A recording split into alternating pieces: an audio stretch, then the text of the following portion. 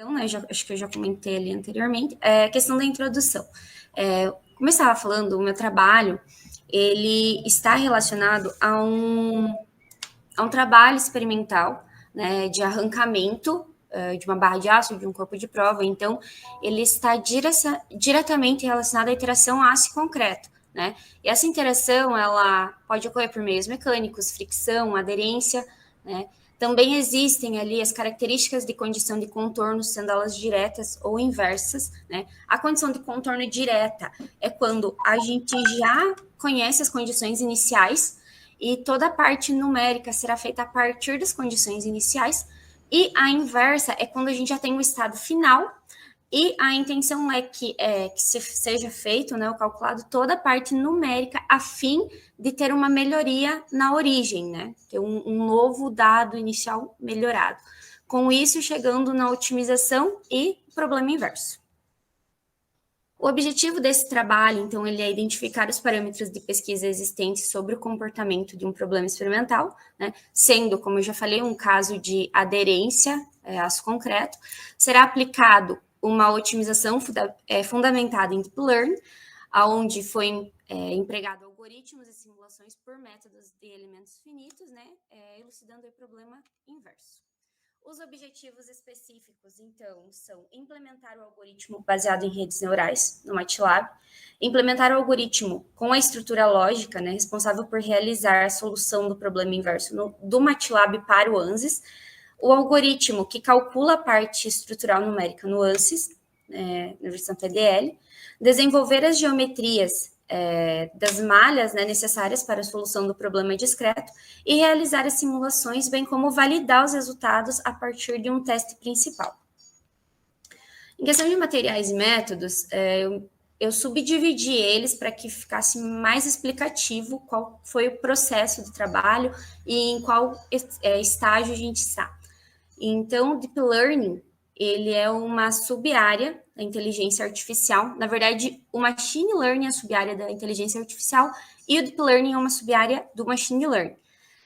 Ele é conhecido por ter características muito semelhantes ao sistema neural biológico, onde ele tem elementos de percepção, tomada de decisão e resolução de problema sem a necessidade de uma interferência humana, né? Então, no caso, o que seria interferência humana? A gente implementa toda a parte de algoritmos, partes de códigos que a gente precisa para a solução do problema, e o algoritmo vai aprender, né? Deep Learning em si aprende como processar tudo isso e qual é o melhor resultado final. Ele trabalha com sinais de entradas, também nele são presentes camadas e neurônios, por isso ele é muito similar ao sistema neural humano.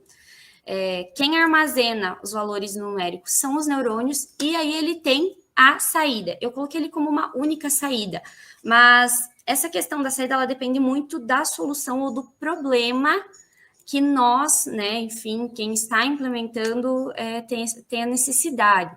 Se a saída é um dado, dois, ou enfim, mais coeficientes, né? Aqui eu trouxe uma estrutura básica, só para que vocês possam entender.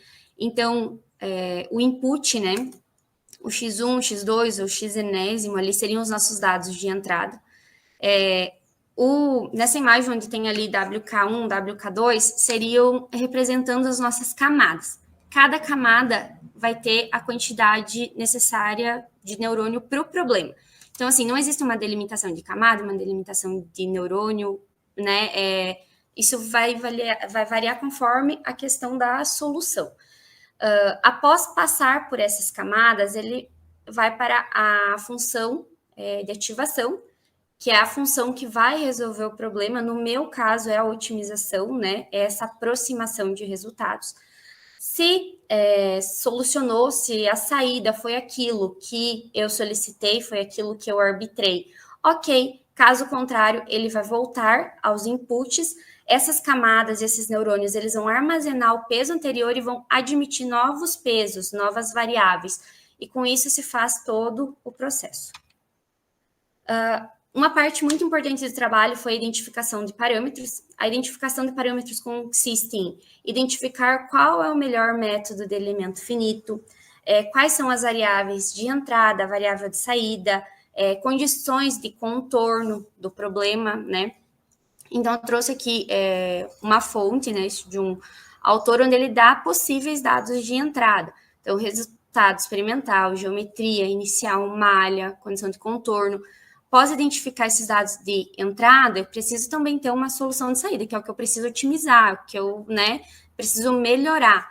Então, isso pode ser questão de método constitutivo, geometria deformada, tensões, deformações, evolução de grandezas do processo, enfim, N situações. O modelo experimental que a gente está trabalhando, então, ele já foi elaborado, já tem os resultados, até a autora, foi uma aluna da UTFPR, ela cedeu para a gente toda a parte do Excel, né, com os resultados de experimento dela. Então, é o corpo de prova em concreto, com barras de aços lisas, semilisas e nervuradas. E eles estão sofrendo com ação de um deslocamento, né, para o arrancamento da barra. Para dar sequência no trabalho, a gente implementou na PDL a parte da simulação numérica. E para a simulação numérica foi utilizado o Plane 182, porque ele, primeiro que já foram aconselhados em outras literaturas, né, utilizar esse modelo, porque ele atende a parte de deformação plana, deflexão, enfim, né, que é o que a gente precisa aqui para o trabalho. Trouxe também para vocês frações do que foi utilizado na parte de implementação, tá? Mas são dados de entrada, algumas considerações, porque ainda o meu código ele ainda está em andamento, está em desenvolvimento e é muito grande, então não teria como trazer para essa apresentação, né? Então, como dado de entrada, foi considerado o coeficiente de atrito e o deslocamento, que é o que a barra está sofrendo. Em relação à precisão da malha, foram trabalhados com algumas regiões com a malha mais refinada, né, com maior precisão, e outras regiões com a malha um pouco mais grosseira. Mas a gente trabalhou com essas regiões variáveis para que acelerasse o processo, né, no computacional. Claro que quanto mais refinada for a malha, melhor será o resultado final. Então, assim ficou a geometria da nossa malha. Assim está por hora a geometria da nossa malha. A gente pode ver que esse elemento que está mais branco, ele representa a barra de aço, né? Então, na barra a gente tem uma geometria bem refinada. E próximo à barra, que é onde a gente tem a maior ação, né, da força no arrancamento, também está bem refinado. Nas extremidades do corpo de prova, essa malha ela já está mais grosseira, foi considerada mais grosseira. Claro que essa geometria, ela ainda está sofrendo alterações, tá? Melhorias. A gente trabalhou com o critério de Druckberger, está trabalhando por hora, mas também estou analisando a possibilidade de trocar para o Moore-Coulomb. Para importar os resultados do APDL, foi arbitrado um nó, foi colocado um nome ali aleatório, né, nesse nó. Esse nó, na verdade, ele só foi arbitrado para que a gente possa retirar com maior facilidade os resultados do APDL e fazer a conversação com o MATLAB. Porque se eu não tivesse um ponto para a remoção desses resultados, sairiam aí N deslocamentos, N forças em dada região. Isso poderia bagunçar o código. Então, até foi indicado ali que ele não tem uma massa, enfim, né? É só para fazer essa extração. E ele está fixado, né, em X, em Z, e ele só tem o deslocamento ali em Y. Já no MATLAB, a função dele para esse trabalho foi ler os resultados experimentais, ler os resultados exportados pelo APDL, que são os resultados a partir daquele nó 1 milhão, calcular a função objetivo, reescrever os parâmetros e chamar em segundo plano o ANSYS para executar a simulação. A gente já tem um resultado parcial em relação a esse código que eu apresentei para vocês ali, com barras semilisas. Então, esses foram os dados em que a aluna Jaqueline, né, que é a autora aí desse dado experimental, me passou. E aqui são as evoluções da otimização. Então, tem 3 situações, né? A mais favorável é a numeric 3. Então, a gente pode ver que o código ele está funcionando para proximizar o resultado da experimental com o resultado numérico. Os resultados esperados, então, é conseguir executar esse processo para todos os elementos, né? E, claro, considerando a implementação de método de elemento finito e deep learning, a fim de validar e obter o retorno dos valores esperados para o problema inverso. Uma situação que é importante falar é que os dados, o resultado parcial que eu tenho hoje, os resultados em si, eles estão relacionados a um modelo bidimensional, né? Até eu considerei ele aximétrico. Então, a partir de agora, a gente já está começando a estudar para aplicar ele no modelo 3D. E aí já é um outro processo e também está dentro dos resultados esperados. Questão de cronograma. O ano de 2022 ele foi voltado para cumprimento dos créditos. Então, desde disciplina, proficiência, estágio de docência, né? Então, todos os créditos foram cumpridos no ano de 2022. Início desse ano, começou-se as revisões bibliográficas, questão de análises escritas de dissertação. A gente já tem a submissão do artigo no COBEM, que é um evento que vai acontecer agora em dezembro. Também já passamos pela fase de qualificação, já houve aprovação na qualificação. E agora o trabalho encontra-se na fase de análises de resultados. A intenção é que até o início do ano a gente tenha todos os resultados fechados, redondinhos, né? Para que possa ser feita a defesa até março do ano que vem. Algumas referências que foram utilizadas para esse trabalho. E seria isso. Obrigada pela atenção e desculpa pelo contratempo.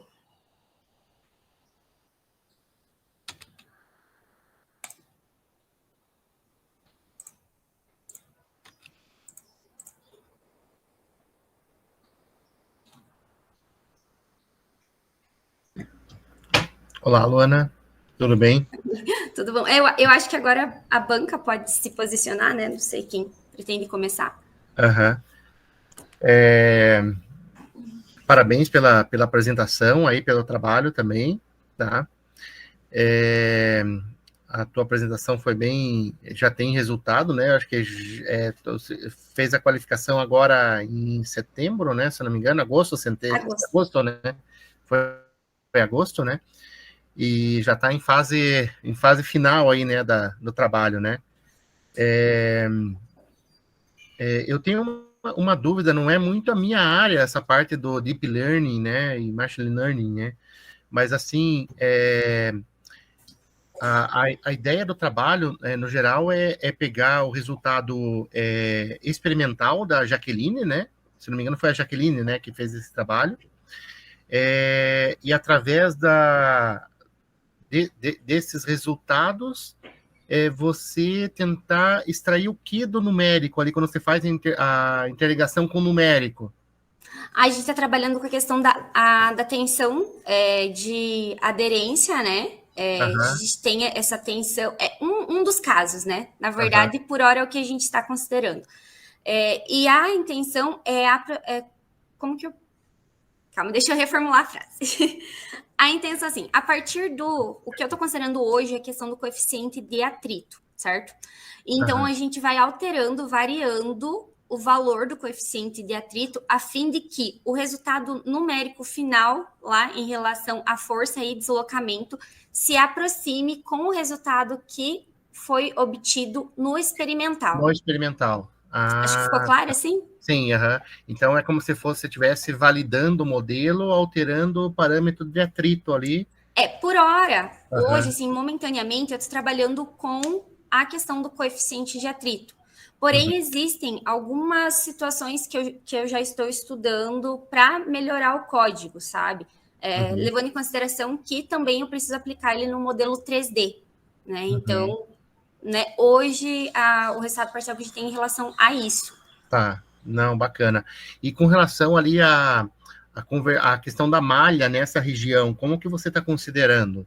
Na verdade, essa malha, assim, eu tive a ajuda do professor Robson para definir ela, porque a gente tinha algumas literaturas, enfim, eu tinha definido uma malha, mas ela ficou bem ruinzinha, vou ser bem sincera, assim, a minha primeira malha que eu defini sozinha ficou muito legal.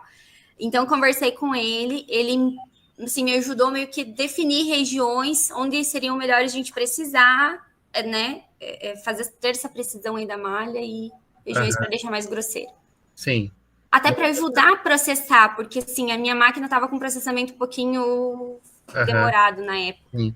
E essa questão do atrito, ela não interfere diretamente na malha? Chegou a fazer esse cálculo, por exemplo, se você deixasse uma malha mais grosseira ou uma malha mais refinada, essa questão do atrito, ela só ia dar muita diferença, não? Ainda não analisei essa questão da mudança da malha. Eu estou trabalhando, desde que a gente definiu, estou trabalhando com a mesma malha. Para a gente conseguir ter exportar esses resultados, porque o maior desafio no trabalho era fazer com que o ANSYS e o MATLAB trabalhassem simultaneamente em segundo plano. Sim. Então, essa que foi a preocupação inicial, fazer com que ele, né, conseguisse entender, aprender qual que era o processo, o que ele precisa otimizar, né? Então, por hora, a gente não mexeu na malha. Mas, claro, como eu falei agora, a intenção é, entre novembro, dezembro e janeiro, a gente conseguir refinar tudo que puder, assim. Então, o resultado de saída que você tem do ANSYS ali é o coeficiente de atrito e a tensão ali. Seria isso o resultado? É o dado de entrada, no caso, né? Que daí é o que eu vou. Isso, que é o que eu vou alterando. O dado de saída, isso. Eu altero o coeficiente de atrito, eu entro com o deslocamento, né? Então, o experimental, ele é assim, ele tem vários deslocamentos por força, né? Enfim, várias forças pela parcela de deslocamento. Eu entro com esse input aí, vou até trocar dados, e eu vou alterando o meu coeficiente de atrito. É o único que eu estou alterando, assim, né? Para otimização. E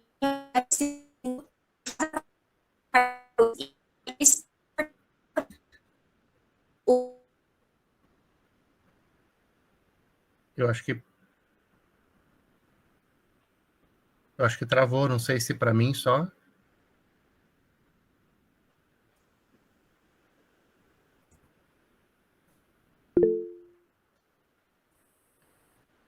Parece que travou. Então tá.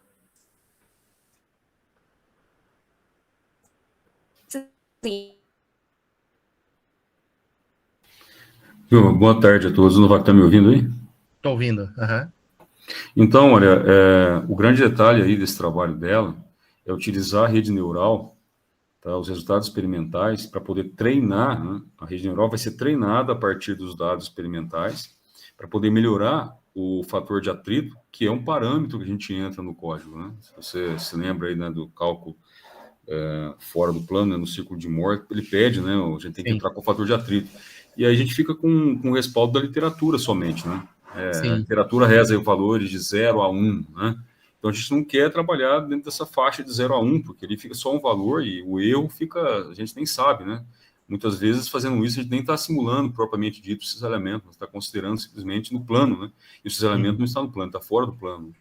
Então a nossa ideia é treinar, né, a rede neural a partir dos dados experimentais para poder obter um parâmetro, né, entre aspas, fidedigno numericamente, que melhor represente o evento do arrancamento, tomando como referência, claro, né, esses elementos. É isso. Então, o papel da rede neural é treinar, né, o emaranhado de dados experimentais, né, e retornar um valor desses elementos que seja mais coerente, né, para cada iteração lá dentro do ANSYS. Então, os dados vão passar no algoritmo da rede neural, né, os dados experimentais, vão ser treinados, vai voltar um valor desses elementos. Aí esses elementos vai rodar lá dentro do ANSYS até que ele atinja uma convergência lá dentro. Assim vai indo e voltando até que lá no ANSYS a gente atinge uma tolerância mínima necessária que está relacionada, né, com a proximidade do numérico com o experimental. Não, bacana. Isso. Sim, não, entendi. Professores, acho que caiu a minha rede no meio, então se ficou alguma coisa, me avisem que eu repito. Sim. Não, o Francisco explicou ali que você tinha caído. Pois a internet está bem estável hoje. Sim, não, mas ficou claro, Francisco. E daí esse resultado, vocês conseguem comparar com o resultado da literatura? esse resultado que foi obtido, desse alinhamento? Na verdade, o nosso parâmetro é o próprio experimental, né? Tá. O objetivo, na verdade, de um trabalho como esse é não depender da literatura. Né? Sim. Ou seja, a rede neural ela praticamente entra em cena para poder representar o evento como ele ocorre na vida real, né? Um problema como esse aí, né? Então, ou seja, a gente não, uma solução para o problema inverso, a gente não precisa, na verdade, né, de literatura. Então, só de um experimento somente. Um resultado experimental. Aí a gente treina a rede neural para ela reproduzir com aquela fidedignidade, que seria o problema físico real, né? Dentro de qualquer evento que tenha aquela característica física. Esse é o chamariz, por assim dizer, né, do trabalho da Luana.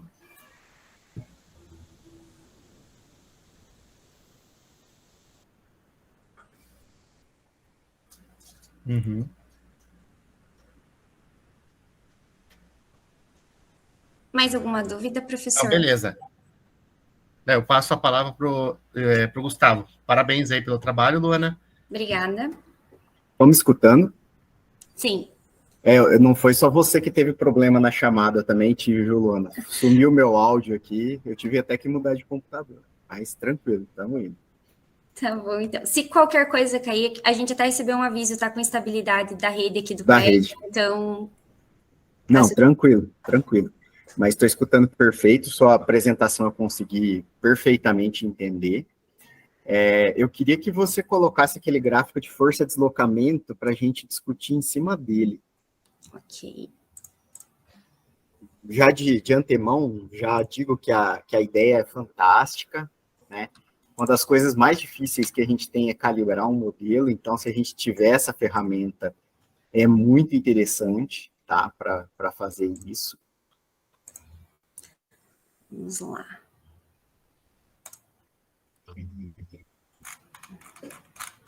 O do resultado parcial, professor Gustavo? Aquele que você mostra o modelo 1, 2, 3, que vai convergindo, né? Você está conseguindo enxergar ele? Não, pega no PDF ou no PowerPoint mesmo. Pera. Também não tem problema. Se não conseguir, não tem problema. Só um minutinho.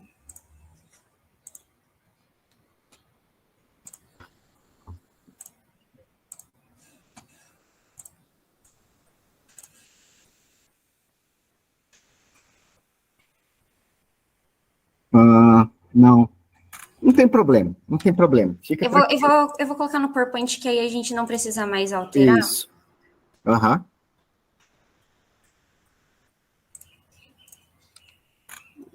Deixa eu só achar ele aqui. Esse tá aí. Aparecendo? Perfeito. Esse aí. Tá, Luana, aqui, ó, a gente tem várias informações nesse gráfico. A primeira você acertou a rigidez. Tá? A sua rigidez está certa. Então, por exemplo, aquele problema que eu perguntei para o Carlos, não sei se você estava na apresentação do Carlos, sobre a rigidez do apoio, aqui você não vai ter, porque você já acertou essa rigidez.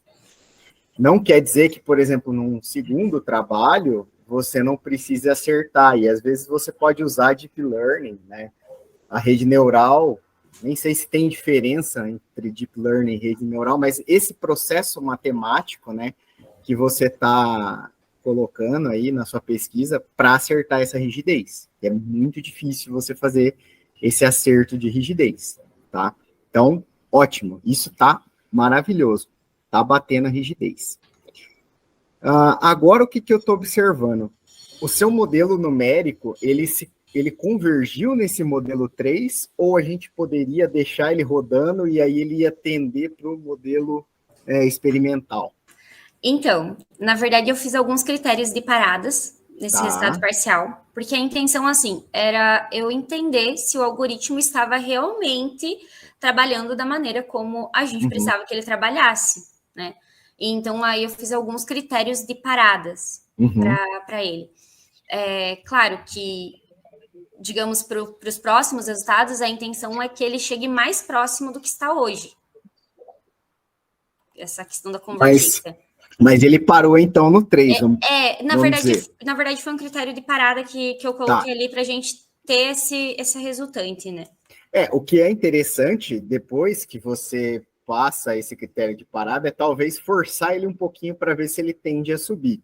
Uhum. Porque aí que está uma questão muito interessante. Se ele não subir, o que está faltando no seu modelo? Sim. O que está faltando? Resistência, certo? Alguma coisa você não está considerando em relação a comportamento resistente que vai fazer o seu modelo, chegar lá em cima, entendeu? Embora esteja muito bom já, não estou falando que está ruim, tá? Mas está faltando resistência. Veja só, você considerou atrito, né? Sim. O que mais de resistência que você considerou no seu modelo, nessa ligação aço-concreto? Na verdade, ali o que a gente tem? A gente tem a fricção, que é a questão do atrito, né? A questão da condição do contorno, né? Que a gente trabalhou ali nessa implementação. A questão do deslocamento, porque o resultado que eu tenho é a força aplicada e o deslocamento que a barra tem no momento do arrancamento. Do arrancamento, certo? Perfeito. Então, ela foi considerado engastado a base, ou seja, a parte superior, e essa ação dessa força. Perfeito. A princípio é o que está sendo considerado. Eu acho que eu citei ali na apresentação, mas de uma maneira rápida. Professora, a gente usou na parte numérica o Dunning-Kruger, que é um critério, né? Foi achado em uma bibliografia. O concreto, né? Isso. Porém, estava conversando com os meus orientadores e co-orientador e o meu co-orientador também, para eu implementar usando o critério de Mohr-Coulomb. Ele é um pouquinho mais complexo, mas eu acredito que ele vai trabalhar de uma maneira melhorada nessa otimização, sabe? Assim, vai ficar algo mais próximo, assim, questão dos critérios. Veja assim, o Concrete Damage Plastic, que é o que eu trabalho no Abacus, ele é baseado no Dunning-Kruger também, tá? O Mohr-Coulomb também é muito bom, tá? Não tem problema nisso. O problema é, às vezes, você estimar o parâmetro correto, certo? Mas esse parâmetro você tá na rede neural também fazendo a iteração para ele variar, certo? Sim.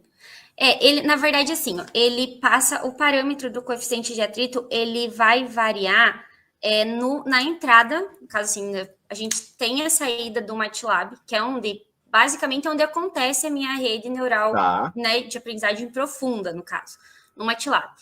O MATLAB, ele vai exportar para mim uma nova planilha. Essa nova planilha, ela vai assumir novos valores de deslocamentos e novos valores de força. Isso vai ser com base na rede neural. Então, assim, esses dados novos que o MATLAB exporta é o que volta para o ANSYS para fazer esse cálculo, assumindo também, né, inclusive, a questão do atrito. Então o que você está entrando nessa rede de iteração? O atrito barra concreto e os parâmetros do Dunning-Kruger, que deve ser o quê? Ângulo de atrito, se for igual o Concrete Damage Plastic, você vai entrar com ângulo de atrito, relação entre biaxial, pode falar. Isso, e a questão da Alguém falou, vamos só, teremos mais 3 minutos, que pena, que é um trabalho legal. Mas enfim, Luana, a gente tem que ver isso certinho, né? Não acho que o Dunning-Kruger seja um problema, tá? Pode tentar o Mohr-Coulomb também, tem vários trabalhos, eu acho que o que eu desconfio, você fez um modelo 2D, certo? Sim, ele está no modelo aximétrico, né? Então, ele está sendo todo analisado no modelo aximétrico plano. Pensa a barra. Desculpa te interromper, só para a gente finalizar. Por mim, eu ficaria a tarde inteira falando isso aí. Mas pensa a barra como um elástico, uma borracha. Lembra da apresentação do Guilherme, que ele falou do efeito Crack-Gordon? Que a barra, ela tende, na hora que ela está sendo arrancada, ela tende a se deformar axialmente, entendeu? Pelo efeito Poisson. Eu acho que é isso que falta para você subir essa aproximação. Na minha opinião. Inclusive, a partir de agora, a gente já começa a entrar na parte tridimensional. Então, ele vai ser lançado, como o professor Francisco estava comentando, na hora que caiu a minha rede aqui, ele tem um comportamento diferente no tridimensional. Perfeito. Então, a gente vai entrar nesse modelo, né? Só que a gente precisava que o algoritmo estivesse funcionando para o 2D. Pelo menos para o 2D, para a gente saber como proceder e ir para frente, né? Eu julgo que está funcionando. Ele só não pegou o que ele não consegue pegar mesmo, que é a deformação volumétrica da barra, entendeu? Então, assim, eu acho que na hora que você colocar o modelo 3D, isso aí vai se aproximar muito, tá? Na minha opinião. Questão de fendilhamento do concreto, você consegue ver isso com o Dürker-Prager e com o Mohr Coulomb, tá? Sim. Também. Então, mas ainda não explorei essa área por hora. Beleza. Não, show de bola. Show de bola. É isso aí. Então, muito obrigada, professores. Obrigado, você. Trabalho muito top. Parabéns. Obrigado, parabéns, Luana.